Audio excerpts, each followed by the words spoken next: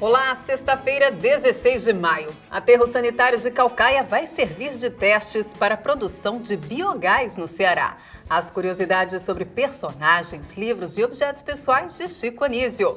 Banho tranquilo, passeios de buggy e diversão nas dunas. Um pedacinho de paraíso na Praia do Cumbuco.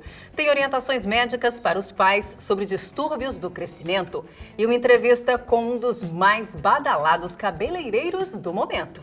Notícias da Gente começa agora.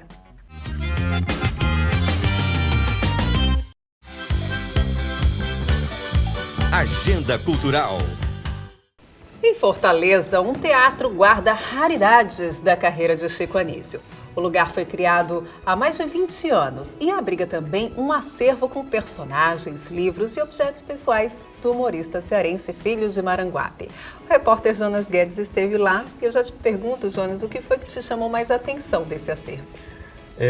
Eu acho que o acervo é grandioso. O acervo tem, assim, algumas peças de figurino, todos os livros lançados pelo Chico Anísio. Mas o que mais impressiona, Juliana, é a paixão pelas pessoas que levantaram esse acervo. A paixão e a admiração pelo humorista, grande humorista que foi Chico Anísio. Eu acho que é isso que me chamou mais a atenção. Eu acho que o organizador é o próprio Zebrinha, que cuida do espaço do teatro. É o próprio Zebrinha, exatamente. Ele realmente fala com muita paixão, muito amor, assim, dedicação por aquele espaço. Eu acho que ele deve estar reunindo essas peças, inclusive, há muito tempo, né, Jonas? Sim, e é um acervo, Juliana, que não foi só ele que levantou, não é de propriedade dele todas as peças, mas de outros humoristas do Ceará e também da família do Chico Anísio, que cedeu muita coisa para ele, ou seja, não é necessariamente dele, ele que foi atrás e resgatou todas aquelas peças, mas é uma coisa conjunta entre os humoristas que também todos compartilham também esse amor, essa admiração por Chico Anísio, que doam algumas peças próprias.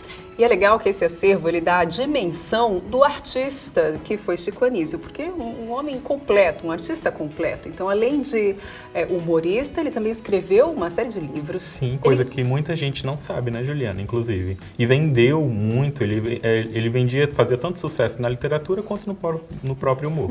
E era compositor também, achei que aquela trilha do início do programa dele, né? Me parece, não tenho certeza que foi ele mesmo que compôs.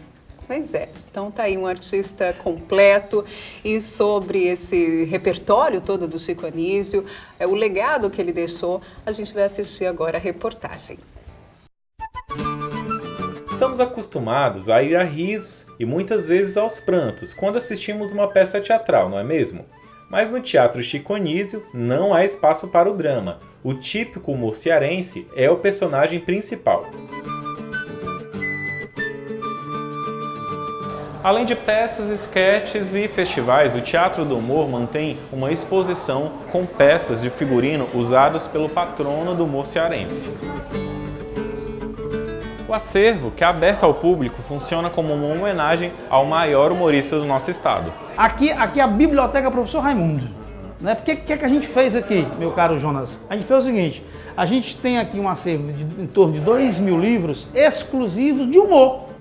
Deste lado aqui, a gente tem 27 livros. Isto aqui é a obra literária de Chico Anísio.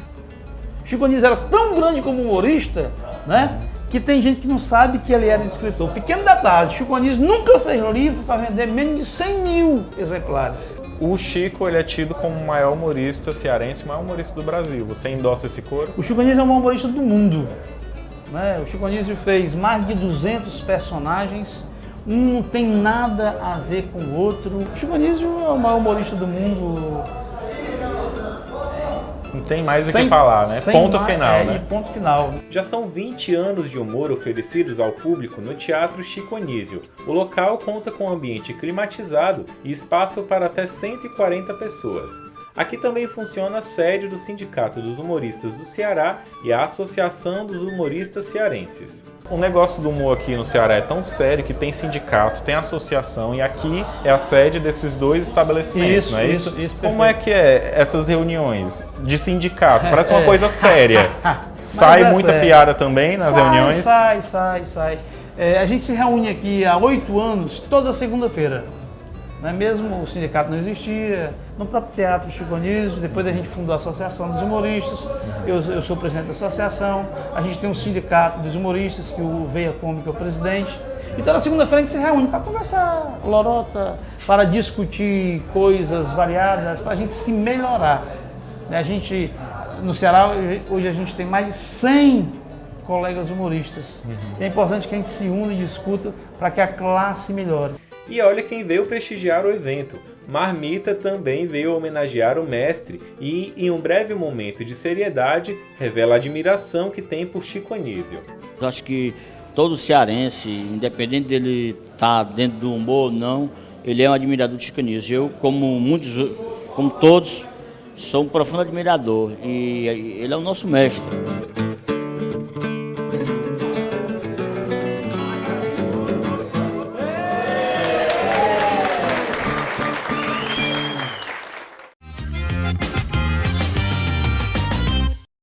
Existe um local no litoral cearense onde a natureza foi ainda mais generosa. Quem visita as águas cristalinas no Cumbuco pode aproveitar o banho tranquilo, os passeios de buggy e toda uma estrutura de diversão nas dunas. É o roteiro ideal para a família e também para quem gosta de adrenalina.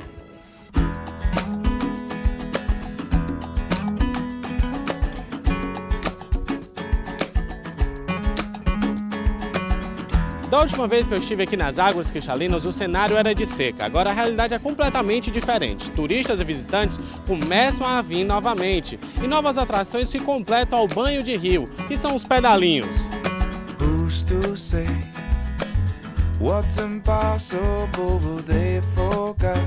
Para este proprietário de barraca nas águas cristalinas, este período é de prosperidade devido às chuvas. Estão retornando bem. Está aumentando os clientes e a tendência é melhorar.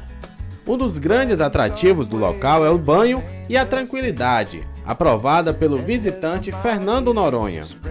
Aqui é um lugar bom, uma água tranquila, bom para criança, um lugar, ambiente tranquilo, agradável à família, é um lugar aconselhável à vida.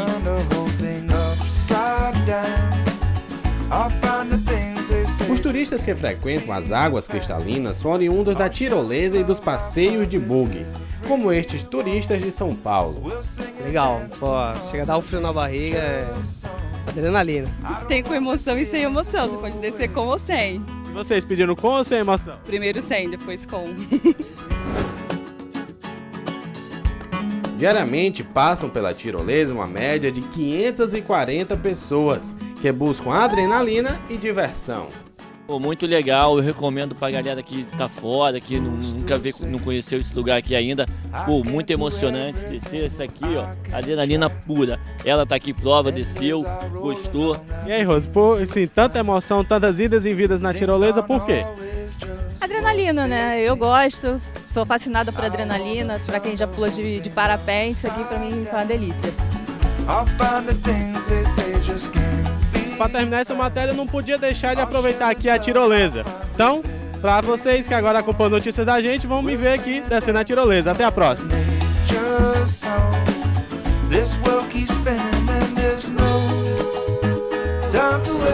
Olha, eu super recomendo. Então, para vocês que estão com medo aí, ó, nada de medo.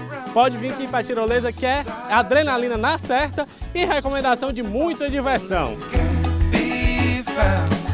I don't want this feeling to go away.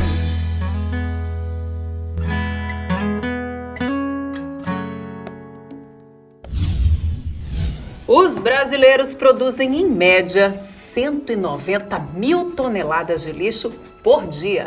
O destino dos resíduos sempre foi um problema muito sério, mas pode virar solução energética.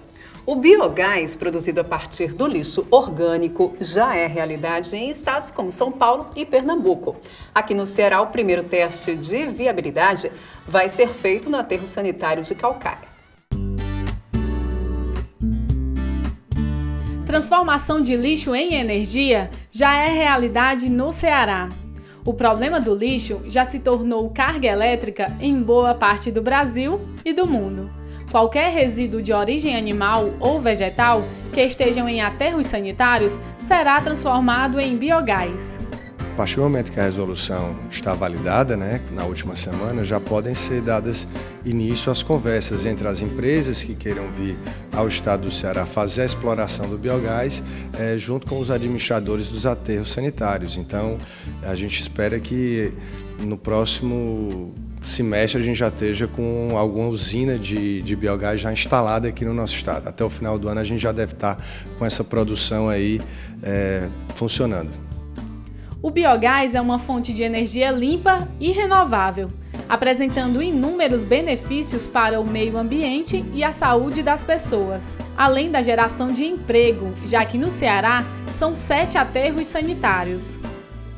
Além da geração de emprego, a utilização de uma fonte de energia renovável, os ganhos são ambientais, né?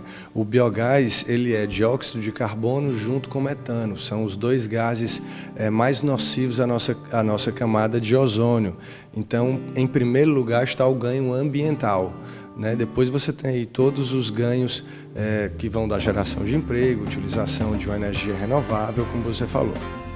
O biogás pode ser utilizado de diversas formas, tanto para a geração de energia elétrica e térmica, quanto para a geração de energia mecânica em uma propriedade rural. Basicamente, os grandes consumidores de gás são as indústrias, né? As suas caldeiras, geração de energia. Então, basicamente, a indústria vai ser a primeira consumidora do biogás. O primeiro teste de viabilidade do biogás no estado foi feito no aterro sanitário de Caucaia. Já está praticamente pronto aí a receber essa usina de biogás. Recebemos algumas empresas que já estavam interessadas em vir ao Ceará. E o aterro de Caucaia ele tem condição de ser explorado, essa questão do biogás, aí por pelo menos 20 a 30 anos de produção de biogás.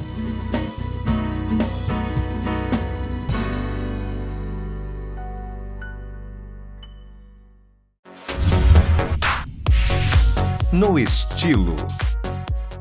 O quadro No Estilo de hoje traz uma entrevista com Silvio Rezende, um dos mais badalados cabeleireiros do momento.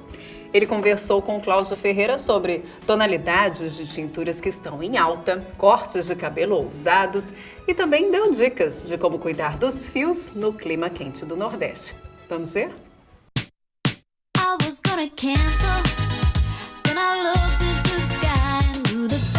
Oi, Juliana. Oi pra você que tá em casa acompanhando notícias da gente. Olha só, a capital cearense recebeu visita ilustre essa semana, hein? E nós vamos conversar com Silvio Rezende, multifacetado profissional, hairstylist, apresenta quadro de beleza e participa das principais publicações do segmento. Silvio, tudo bem contigo? Tudo ótimo, obrigado por receber a gente aqui, tão bem como vocês sabem receber o povo do Ceará em si. Muito obrigado. Deixa eu te perguntar uma coisa, Silvio. Com certeza o pessoal de casa tem essa curiosidade também. Como é que você definiu? Vou partir para a área de beleza.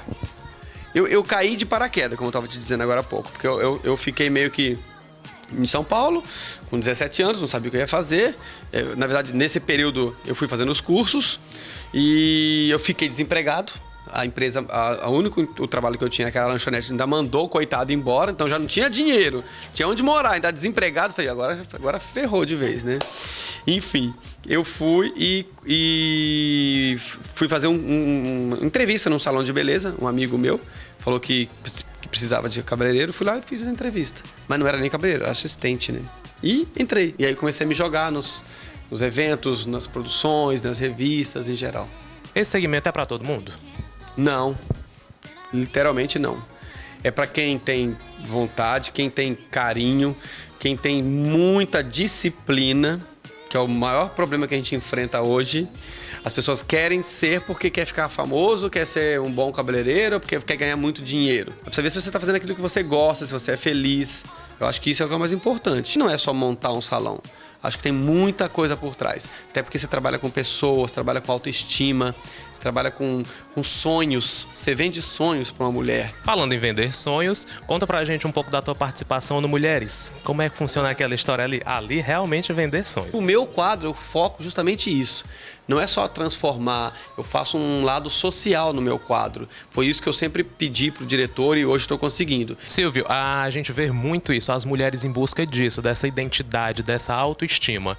Então, nesse quesito, esse cabelo de passarela e esse cabelo comercial, como hoje os profissionais conseguem essa dose dentro do salão? A mulher brasileira gosta de cabelo fácil. Ela gosta de levantar, passar a mão e tá arrumada. Cores e cortes agora. O que realmente está super em alta? Nossa, as cores agora, a gente está trabalhando muito com cobre. Eu tenho apostado muito em cobre, vi muito cobre lá na Europa. E os pastéis, os caramelos e os cobres, são cores que vêm muito forte.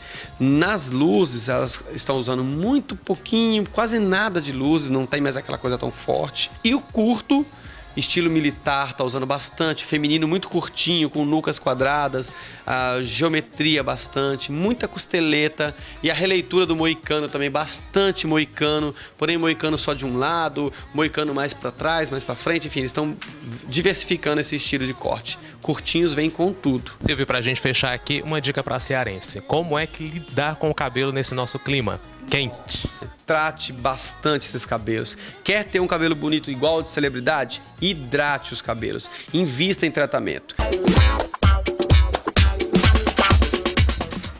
Selma, pra gente fechar aqui, eu quero que você me dê 2 dicas básicas aí para essa mulher agitada que tem o dia a dia corrido, manter o visual em dia. Pronto. A primeira que está sendo assim um mega sucesso é um shampoo a seco. Por exemplo, eu vou hoje pela manhã malhar e logo que volto eu preciso ir trabalhar e não vou ter tempo de lavar de uma forma convencional o meu cabelo. Então eu vou usar o nosso shampoo a seco, que vai deixar meu cabelo limpo realmente, tanto o couro quanto o fio, e de uma forma arrumada. Ele não vai danificar a escova que eu já tinha, certo? Agora a gente só tem que ter certo cuidado. Não pode usar frequentemente. Se hoje eu tenho shampoo, amanhã eu tenho que lavar o meu cabelo. Ele é uma solução emergencial prática, ele não é uma rotina. Não, de forma nenhuma, ok? Outro, spray de brilho. Pronto, tô novinha, minha escova renovada, saí como se eu tivesse acabado de sair do salão. Selma, olha, muito obrigado pelos seus esclarecimentos, a entrevista foi super divertida e faça um convite aí pro pessoal de casa conhecer essa marca fantástica. Pois é, então vamos, gente, nos principais salões. Hoje nós estamos aqui no Bazar das Blogueiras, porém é um caso atípico, tá? Você só encontra Bad Head nos grandes salões. Para você que está ligado aqui assistindo a gente no Notícias da Gente e, claro, ficar sempre bem informada, só aqui no No Estilo. Fala, doutor. Boa parte dos pais costuma acompanhar com certa preocupação o crescimento dos filhos, comparando com os coleguinhas da escola, por exemplo. A verdade é que muitas questões influenciam na estatura, entre elas a alimentação, o sono e a genética. Sobre esse assunto, o quadro Fala Doutor de hoje esclarece as dúvidas da população.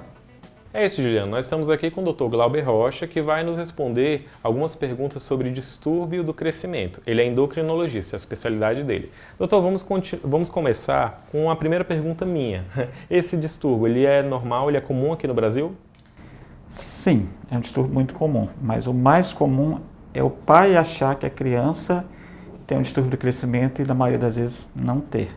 Então, assim, é comum a procura no consultório do endocrinologista, o pai e a mãe chegarem dizendo, olha, doutor, meu filho não está crescendo. Eu comparo na escola, os coleguinhas são todos maiores, ele é o menorzinho, ficam zoando dele. E quando você vai avaliar, na verdade, muitas vezes trata-se de um distúrbio de crescimento de uma baixa estatura familiar, uma baixa estatura, ou até que a gente chama constitucional.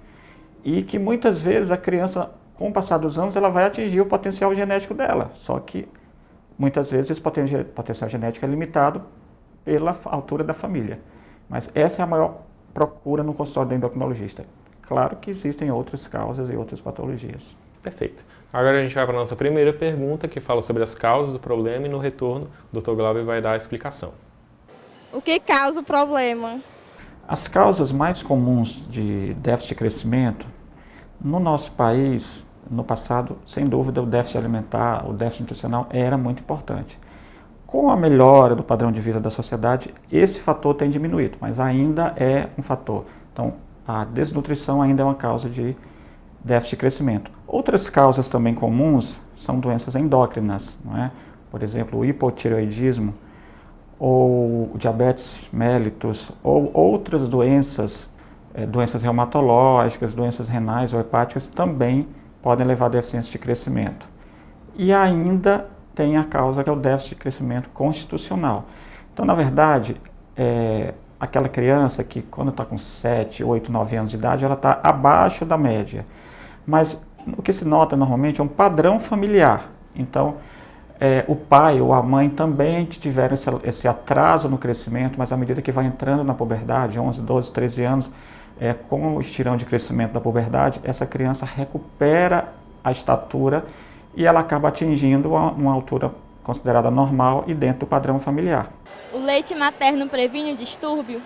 Não há uma relação direta entre a amamentação e crescimento, mas a gente sabe que uma criança que mamou no peito até 4, 6 meses, ou muitas vezes até mais do que isso, ela é uma criança que tem uma tendência a ter uma saúde mais equilibrada. É genético?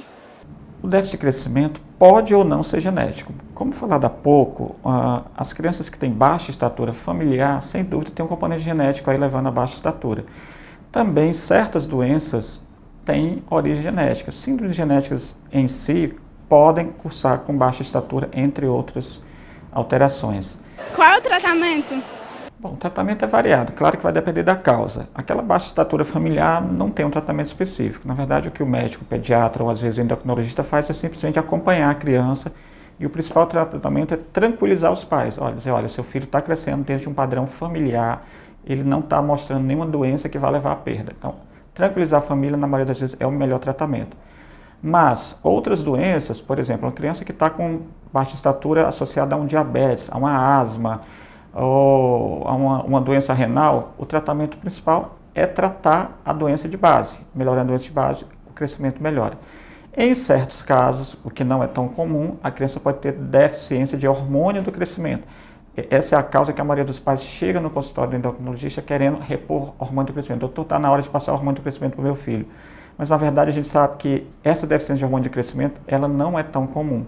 Tá? Mas, quando detectada, quando tem indicação, aí o tratamento pode ser feito com injeções diárias de hormônio do crescimento durante alguns anos, 2, 3, às vezes 4 anos ou mais, e isso leva a um bom ganho de estatura final. Então, esse tratamento seria reservado quase que exclusivamente para deficiência de crescimento ou situações associadas em que também o hormônio pode ser usado, como, por exemplo, insuficiência renal, síndrome de Down, algumas situações específicas. Doutor, uma última pergunta minha também dessa vez. Fala-se muito sobre a natação como uma ajuda aí a criança a desenvolver uma estatura. Isso é mito ou realmente pode acontecer?